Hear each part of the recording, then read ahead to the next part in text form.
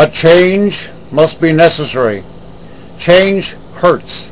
Change slows things down. Change makes people uncomfortable. I would never change something unless I knew I could make a big improvement in this country, because a change must improve the lives of a great number of people to be accepted.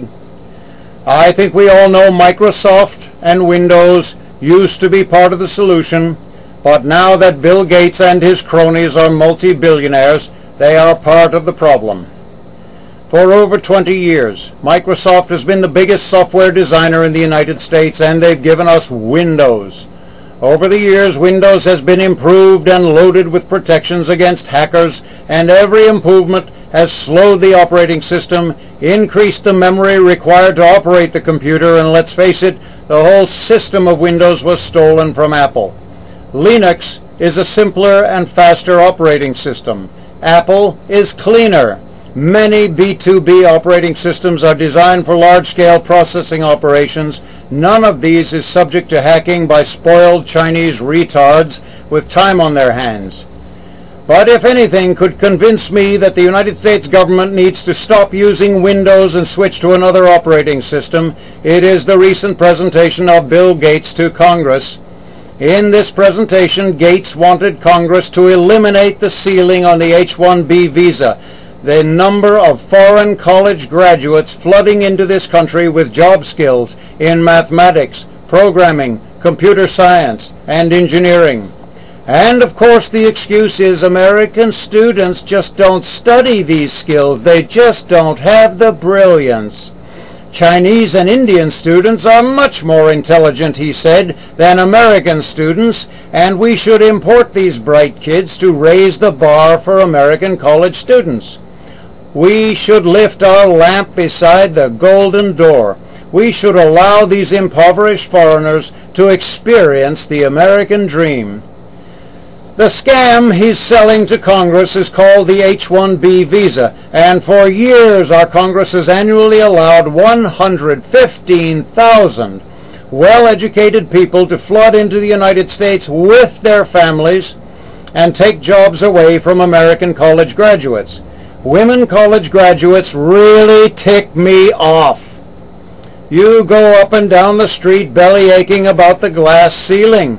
Do you really think American male college students are getting to the other side of that ceiling? Wakey, wakey, girls. The H-1B visa allows companies to import foreigners at half your salary expectations, and that is why both sexes, come to think of it, all three sexes, are boinking up against a glass ceiling. Yes, these Chinese and Indian graduates are so intelligent they'll accept a job in Seattle for $40,000 a year. That's brilliant. Now they can live the American nightmare. They can be screwed by billionaires. They can be as underpaid as the rest of you. These Chinese and Indian kids are so brilliant they move to Seattle and buy a new car. Now you've got a $25,000 car and you can't afford to drive it. If you live anywhere near Microsoft, you're paying $3,000 a month to share an apartment with two other Microsoft employees. Mr. Gates, we have American kids who are that smart. You can bail them out of prison and put them to work tomorrow. Funny thing, no one ever says, "Welcome to the American dream," to an American.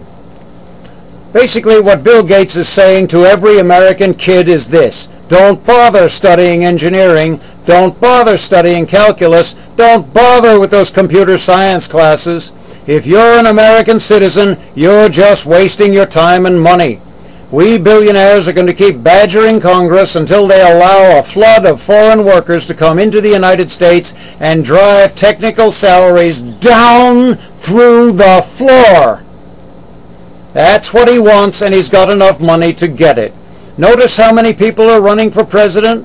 Wonder how many of them have already received a big donation from Bill Gates.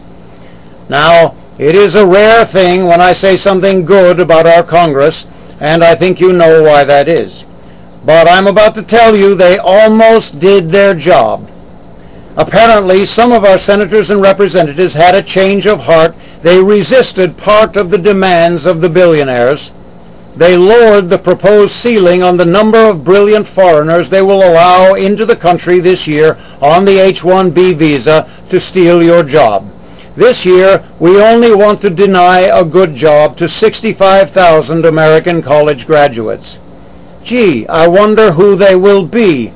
I wonder who will be so proud of his diploma this year and bitter, burned out, and angry for the next 10 years because he's in debt for $20,000 to $50,000, but he can't find a job with a salary sufficient to pay off that debt. And 10 years is average in most major cities. Most college graduates must jump from job to job 10 times in 10 years before they find a job with a salary that actually pays the bills in this economy. If you're an American kid in an American college, you need to seize control of this situation or you will never have a decent job. First, never buy a computer that's hardwired with Windows. Second, learn Linux or Unix or some other operating system. Third, buy your computers in pieces from websites or from big distribution houses. If you build it yourself, you'll end up with a better box. You'll be more able to understand glitches and problems if you put the thing together in the first place.